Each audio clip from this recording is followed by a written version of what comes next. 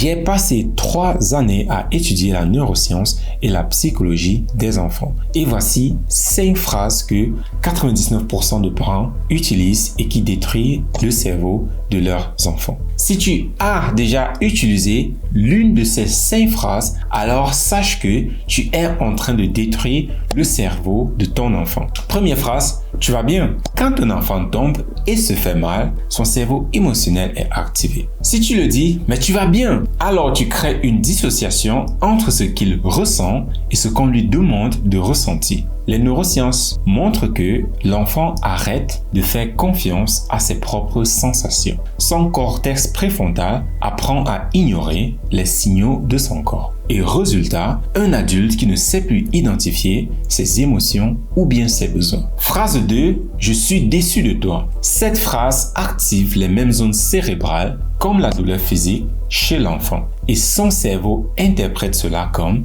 une menace de rejet. L'enfant tombe alors dans le piège de développer une peur chronique du jugement et son système nerveux reste en mode survie, ce qui bloque malheureusement l'apprentissage et la créativité. Phrase 3, tu me rends fou. Un enfant ne peut pas contrôler les émotions d'un adulte. C'est impossible. Si tu dis ça, alors tu lui donnes un pouvoir qu'il n'a pas et une responsabilité qu'il ne peut pas gérer. Conséquence, il développe de l'anxiété et un sentiment de culpabilité qui va le suivre toute sa vie. Phrase 4. Respecte-moi, je suis ton parent. Le respect ne s'impose pas, il se gagne. Les enfants imitent ce qu'ils vivent. Si tu vis le respect et respectes aussi ton enfant, il apprend naturellement le respect. Si tu l'obliges à te respecter par la force, tu lui enseignes que le pouvoir prime sur l'humanité. Phrase 5. Si tu continues, tu vas avoir des ennuis. Le problème fondamental de cette phrase, c'est qu'elle apprend à l'enfant à cacher ses erreurs